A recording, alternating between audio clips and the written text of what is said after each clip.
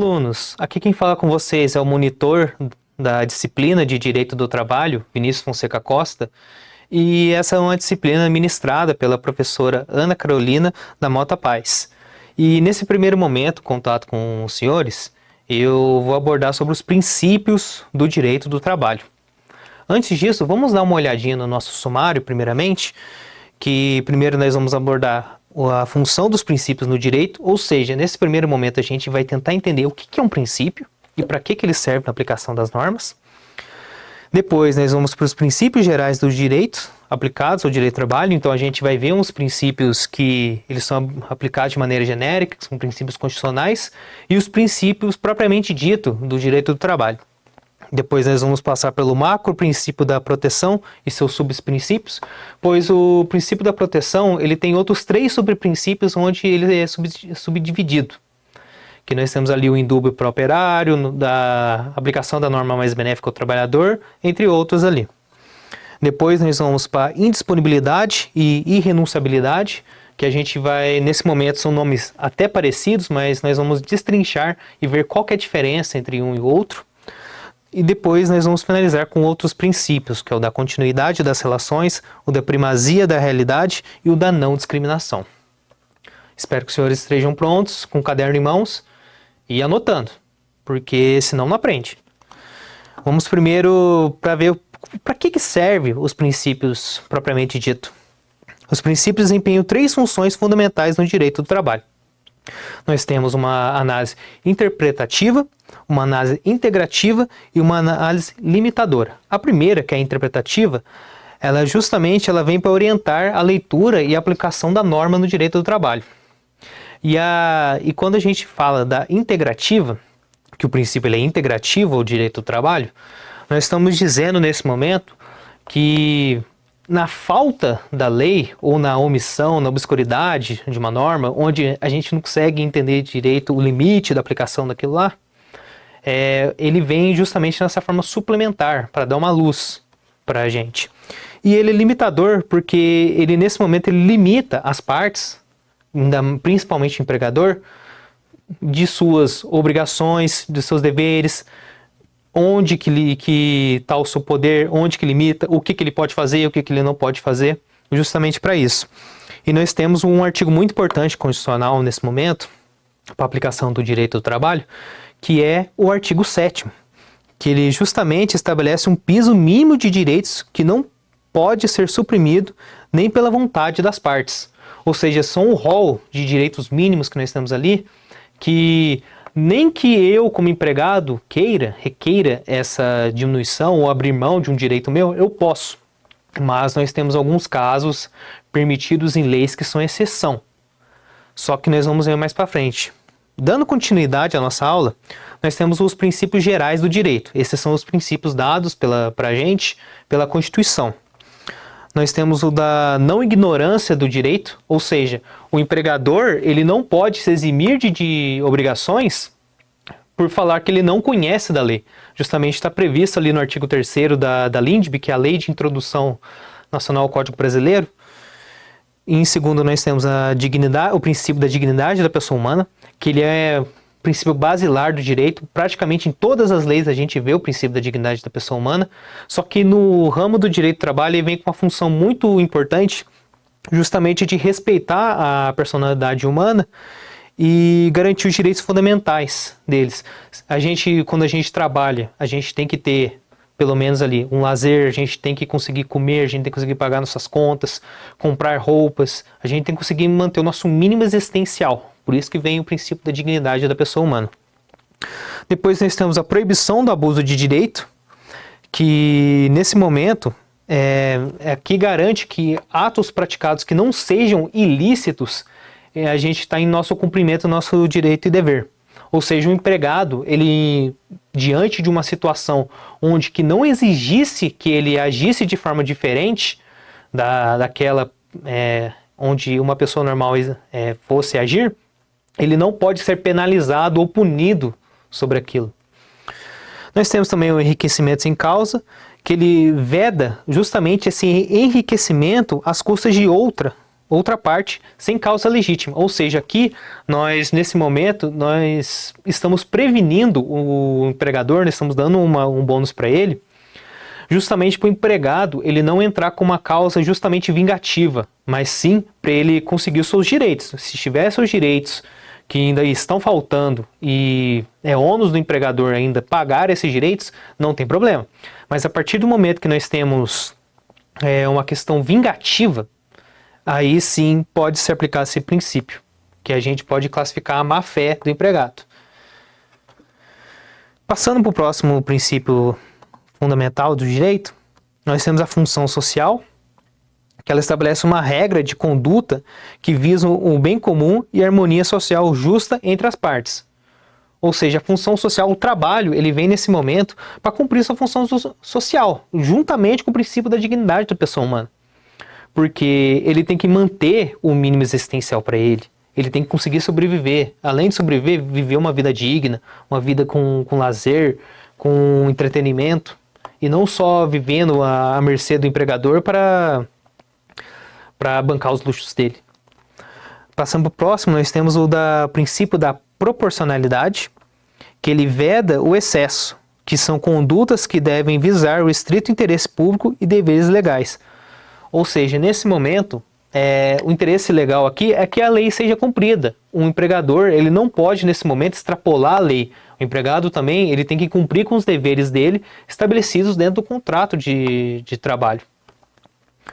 Nós temos o princípio da segurança jurídica, que é a necessidade de manutenção e estabilidade das relações jurídicas e previsibilidade, ou seja, as partes, elas têm a segurança jurídica, ou seja, o empregado, quando ele tem um direito ferido pelo empregador, ele tem direito de entrar na justiça, assim como o empregador, ele tem o direito de uma falsa acusação, ou até mesmo, eu já garanti os direitos dele de se defender. Justamente vem a segurança jurídica para isso. E nós temos a boa-fé objetiva, que a boa-fé objetiva é justamente da relação de emprego. Espera-se que o empregado ele cumpra o seu papel, cumpra as suas determinações estabelecidas no contrato, juntamente com o empregador. O empregador também tem que cumprir com as suas obrigações garantidas no contrato de trabalho. Ele não pode extrapolar essa esfera, bem como o empregado. Então a boa-fé objetiva, ela vem justamente para harmonizar o contrato de trabalho. Partindo agora para os princípios específicos do direito do trabalho, nós temos aqui, primeiro, de uma forma introdutória, depois eu vou entrar mais nesse princípio da dignidade e não discriminação. Nós temos justamente que o trabalho humano, ele não é uma mercadoria, mas uma expressão da dignidade e da personalidade do trabalhador. Ou seja, a gente protege a personalidade do empregado e proíbe a distinção entre as pessoas. A proteção à personalidade, ela justamente vem aqui para garantir condições dignas para o trabalhador, para que ele possa trabalhar num ambiente onde ele consiga produzir e consiga manter a sua saúde. Aqui justamente para prevenir que não ocorra escravidão ou serviços de servidão nas empresas. E a proibição de distinção, ela vem justamente que ela veda essa discriminação, ela veda essa diferenciação entre as pessoas no ambiente de trabalho, seja por cor, raça, gênero ou religião. Então ela vem justamente para proteger o trabalhador nesse momento de qualquer discriminação. O trabalho humano como valor social nesse momento também. O trabalho não é uma mercadoria, justamente como a gente viu antes, que aqui proíbe práticas do empregador com o trabalhador de escravidão ou serviços análogos à servidão também. Da livre escolha profissional, ou seja, o empregado ele tem livre arbítrio para escolher para quem que ele trabalha, justamente com o empregador. Ele tem livre arbítrio justamente para escolher quem ele contrata. Então essa liberdade contratual nesse momento. Nós temos a valorização do trabalho, que o trabalho é o fundamento da ordem econômica social, visando assegurar a todos a existência digna. Então a gente volta normalmente para aqueles princípios fundamentais que nós temos aqui justamente a função social e a dignidade da pessoa humana, que vem justamente para auxiliar nessa valorização do trabalho. Ou seja, nós temos que manter o nosso mínimo existencial e nós temos que conseguir fazer nossas atividades, fazer nosso lazer, nos alimentar, pagar nossas contas, etc. Vamos agora para o princípio da proteção. O princípio da proteção vem justamente nesse momento para compensar a inferioridade econômica do empregado, conferindo superioridade jurídica, para garantir o equilíbrio real entre as partes. Ou seja, o que isso quer dizer nesse momento? Que a lei e justamente os princípios, eles entendem que o empregado e o empregador estão numa relação desigual, tanto economicamente como juridicamente. Pois o empregador ele pode pagar advogados melhores, ele tem conhecimento do direito, pois a gente viu justamente aquele princípio constitucional de realmente não falar, não inexcusar do direito, ou seja, ele não pode alegar que não conhece o direito. O empregador ele sabe dos direitos, já o empregado não. O empregado está numa relação hipossuficiente, tanto economicamente como na questão jurídica. Então, justamente vem para proteger o empregado nesse momento. E ele se desdobra em 3 subprincípios. Que nós temos o indúbio pro operário. No momento de dúvida da aplicação de um direito, se aplica aquele mais benéfico para o empregado.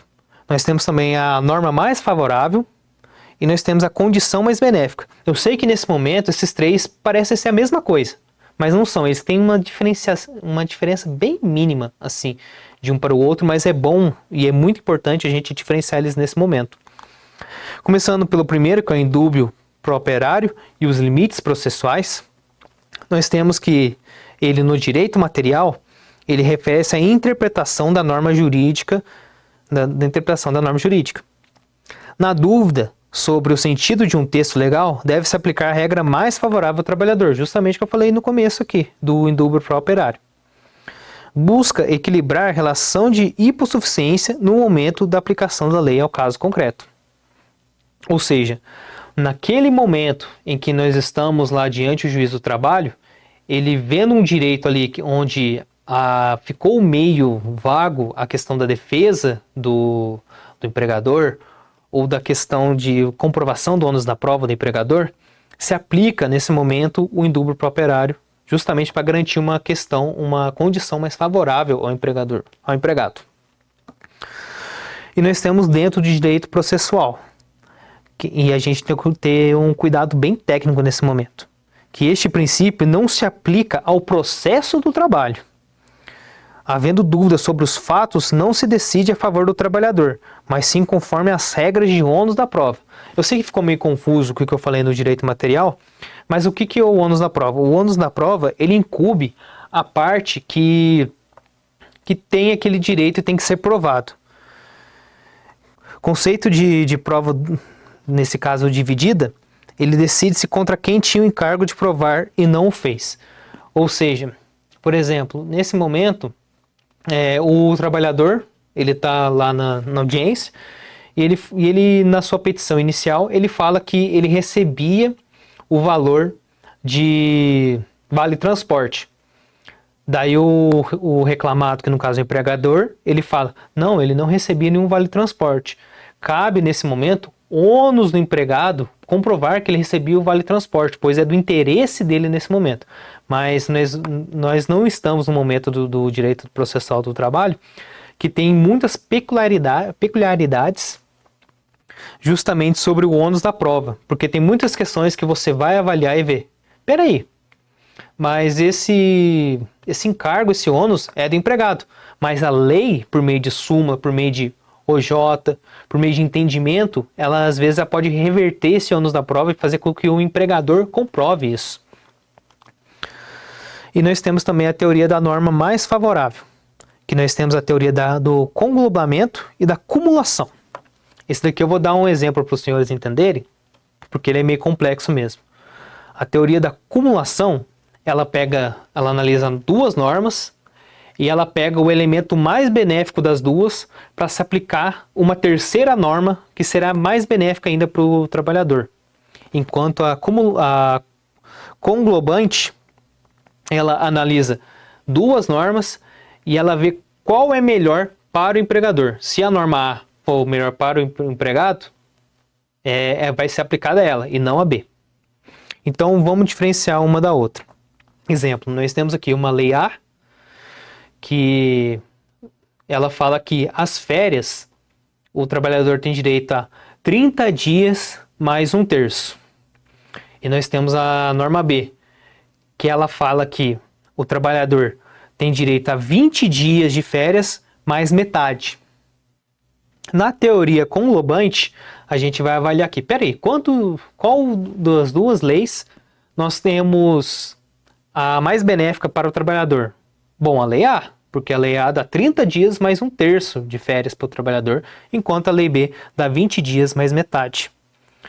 Na teoria conglobante seria essa, aplicaria a norma A. Já na teoria da acumulação, ela avaliaria essas duas normas.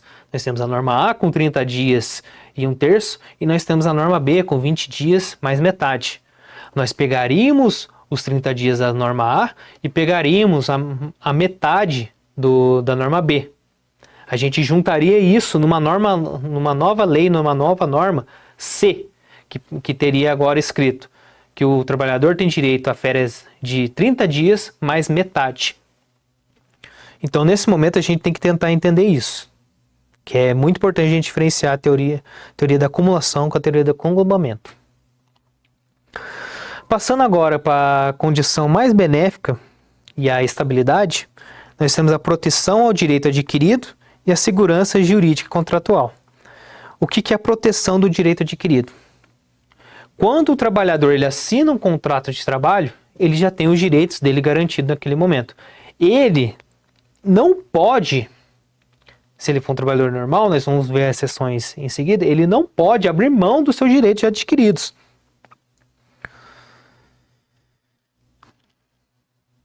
Ele não pode abrir mão dos seus direitos adquiridos, bem como o empregador não pode suprimir os direitos dele já adquiridos também. E nós temos a segurança jurídica contratual, que nesse momento ela garante a estabilidade financeira e jurídica do trabalhador, impedindo que alterações regulamentares prejudiquem quem já possui tal benefício. Ou seja, eu possuo um benefício lá na minha empresa que me dá direito a, sei lá, a maternidade, por exemplo.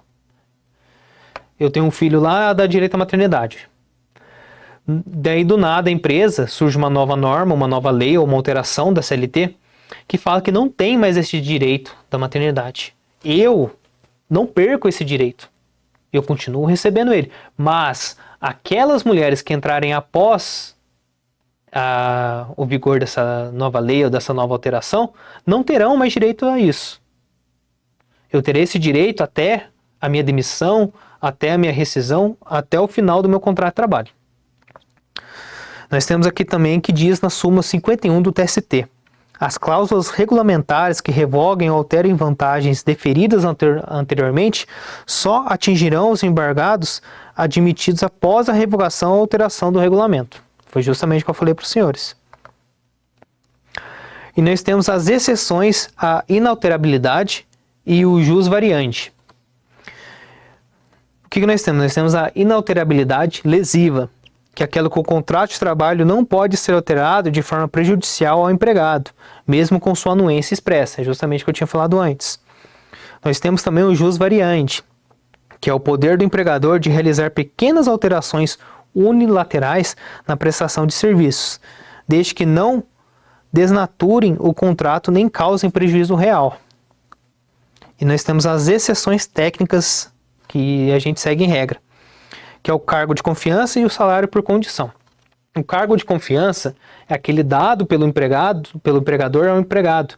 O empregado ele passa a ter uma certa força, uma certa determinação e autonomia dentro da empresa. Por exemplo, ele recebe mais, ele não tem mais que cumprir horário, ou seja, ele não tem que bater ponto nem nada disso. E quando ele perde esse cargo de confiança, ele claramente vai perder também os benefícios que ele recebia enquanto cargo de confiança.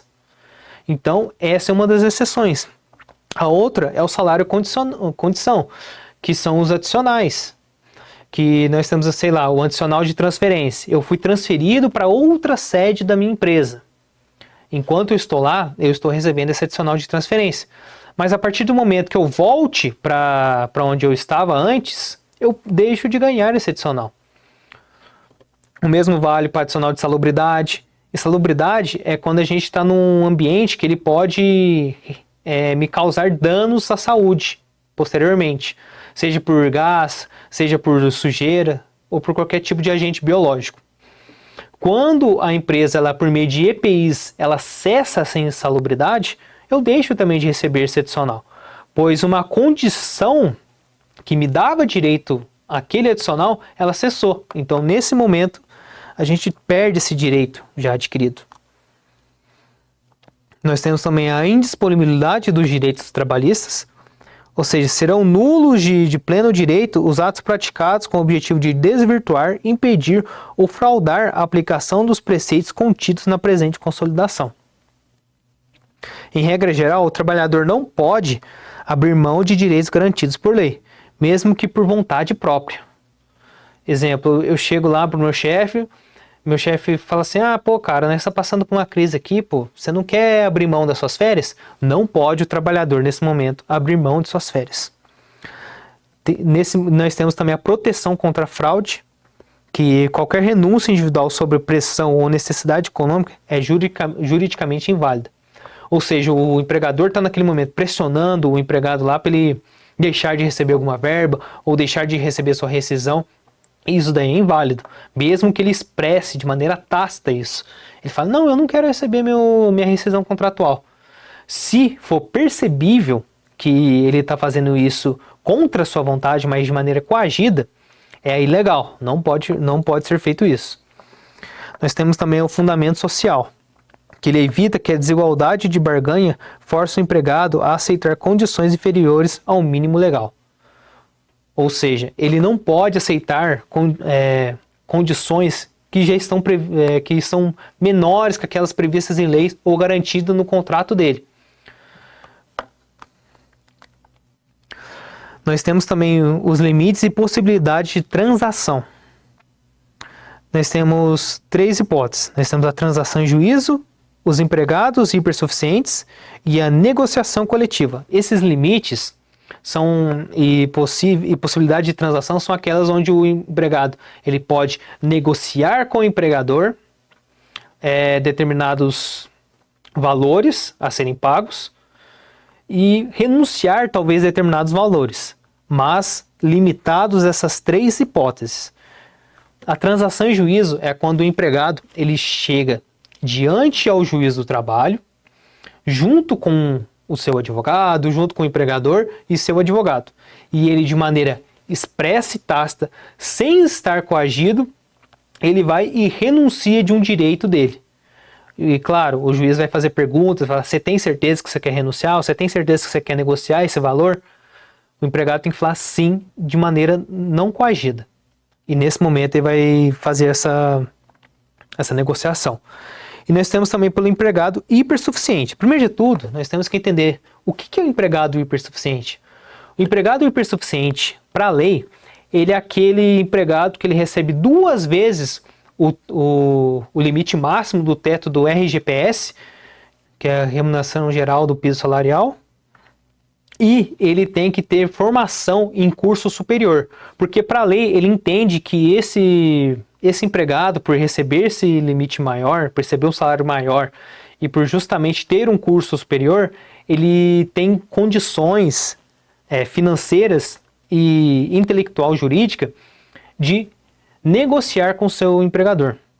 E nós temos também a negociação coletiva, que é por meio do sindicato. O sindicato, ele vem podendo flexibilizar certos direitos, como jornada e salário, nos limites estritos previstos na Constituição Federal. Ou seja, normalmente uma norma do sindicato, ela dura ali 1 ano, 2 anos, mais ou menos assim. E durante esse 1 ano, 2 anos, se vier alguma negociação do sindicato justamente restringindo determinados direitos, ela também vem com um contrapeso, justamente dando mais direitos ao empregado. Só que então, porém, o empregado nesse momento dessa norma do sindicato, seja pelo CCT ou ACT, que é a Convenção Coletiva Trabalhista ou o Acordo Coletivo Trabalhista, só dura esses 1 a 2 anos. Ou seja, esse benefício ou esse ônus só vai durar durante esse tempo.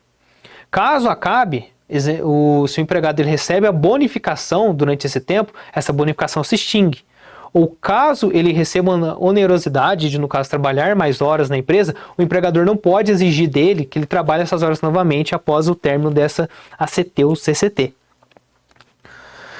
Nós temos também o princípio da continuidade do vínculo de emprego e o da primazia da realidade. A continuidade do vínculo de emprego, ele presume que o contrato de trabalho terá validade por tempo indeterminado, ou seja, o empregado ele quer continuar trabalhando e quer continuar recebendo, e o empregador quer continuar recebendo os serviços daquele determinado empregado. E o ônus da prova do término do contrato de trabalho, quando negados a prestação de serviços e o depoimento, é do empregador, justamente o que garante a súmula 212 do TST. Passando agora para o princípio da primazia da realidade, nós temos que a verdade fática prevalece sobre os fatos e documentos da aparência formal. E a essência se sobrepõe à forma. O que isso quer dizer? Que justamente o que prevalece no contrato de trabalho é o que acontecia de fato na relação de trabalho. E não aquilo que era só meramente previsto no contrato de trabalho. Ou seja, eu fui contratado por uma função de lixeiro de um aterro sanitário. Só que lá eles me colocavam para carregar materiais de estoque para uma determinada empresa, o mesmo grupo econômico. Ou seja, eu tinha um desvio de função ali, e se isso for comprovado na Justiça do Trabalho, vai caracterizar como se eu tivesse o desvio de função e eu recebesse o valor justamente de um trabalhador que realizasse aquela função de carregar materiais. Passando para o último princípio que nós temos aqui, nós temos o princípio da não discriminação, que nós abordamos no começo da nossa aula, mas é importante a gente destacar ele novamente, porque vem com essa questão da dignidade da pessoa humana, da função social, da não discriminação de gênero, de idade, que é o etarismo, da não discriminação religiosa. E ele vem justamente para garantir condições iguais para todos os trabalhadores, independente de quem seja. E nós temos, por fim, o princípio da razoabilidade, e nós vamos fazer uma checklist no final, para a gente ver se a gente lembra de tudo que a gente aprendeu durante a aula. O princípio da razoabilidade, o ser humano deve proceder conforme a razão, de acordo com como faria qualquer homem médio. Presume-se que o empregado não daria causa à extinção do contrato. Por isso, o empregador deve provar a justa causa. Ou seja, nas demissões por justa causa, é ônus do empregador provar que aquele fato justamente foi causado por culpa ou por dolo do empregado. Mas não é só provar. Tem que exigir-se do empregado que ele não agiria de outra forma para prevenir aquele dano. Ou seja, por exemplo, tem uma situação de emergência onde o empregado ele tenha que deixar o seu posto de trabalho para fazer uma situação emergencial. Exemplo, eu estou lá na fábrica durante um expediente e eu recebi uma ligação de emergência da minha esposa falando que ela está passando muito mal e só eu tenho como chegar nela para ajudar ela. Eu, nesse momento, eu saio do meu posto, ainda durante o horário de trabalho, não bato ponto e eu vou para minha casa. No dia seguinte, meu empregador ele decide me demitir falando que eu abandonei o posto de trabalho sem justificativa. Só que eu apresentei a justificativa para ele que eu estava numa situação de emergência. E caso isso chegue na Justiça do Trabalho, é o empregador quem deve comprovar que eu abandonei o posto. Mesmo comprovando nos autos, falando que era uma situação de emergência. Então vamos para a checklist e o resumo. nós temos o princípio da proteção, que nós vemos pelo indúbio para o operário, das normas mais favoráveis ao empregado. Nós vemos também com a teoria do conglobamento e da acumulação, que é aquela que eu falei para os senhores, que do conglobamento ele pega duas normas e aplica uma nova norma, fazendo a junção das duas numa mais benéfica ainda. Nós temos a teoria da acumulação. Bom, para terminar, nós temos aqui então, para revisar, nós temos o princípio da proteção, que nós vamos abordar o indúbio para o operário, a norma mais benéfica ao trabalhador, e nós temos que entender novamente aquela questão do conglobamento e da acumulação. O conglobamento, ele é quando nós pegamos duas normas, certo? Nós avaliamos a norma A e a norma B, verificamos qual é a mais benéfica e aplicamos aquela que é mais benéfica. Já do conglobamento, nós pegamos as duas normas, nesse momento, nós avaliamos o que é bom na norma A e o que é bom na norma B e juntamos ela numa nova norma, mais benéfica ainda ao trabalhador. Nós temos o princípio da irrenunciabilidade, ou seja, o trabalhador não pode renunciar de seus direitos já garantidos no contrato de trabalho. Nós temos a condição mais benéfica, o princípio da condição mais benéfica, que vem justamente com o indúbio para o operário, que é na dúvida da aplicação de uma norma de direito do trabalhador, nós aplicamos aquela que é mais benéfica ao seu interesse. Nós temos a continuidade da relação de emprego, que nós abordamos agora há pouco, que o princípio da continuidade da relação de emprego, ele presume-se que o empregado ele quer continuar no emprego dele e o empregador ele quer continuar recebendo o seu trabalho. E o ônus da prova nesse momento, como é presumido que o empregado não daria a justa causa ou a demissão, é do empregador. Nós temos também o princípio da primazia da relação, que é justamente o que eu falei para os senhores, que não vale a pena somente o que está no contrato de trabalho, mas sim o que era feito realmente no local de trabalho, o que o empregado realmente fazia como atividade de trabalho. E por fim, nós temos o princípio da não discriminação, que nesse momento nós não podemos tornar o trabalho mais difícil, ou pagar menos, ou tirar direitos dos trabalhadores, independente da sua origem religiosa, do seu sexo, do seu gênero, da sua etnia. Nós não podemos discriminar o empregado, pois todos são iguais perante a lei. Bom, gente, finalizando a aula de hoje sobre os princípios do direito do trabalho, espero que os senhores estejam gostando e aguardo os senhores na próxima aula, que eu vou falar sobre os contratos de trabalho e os tipos de relações de emprego. Tá bom? Até mais para os senhores, e é isso.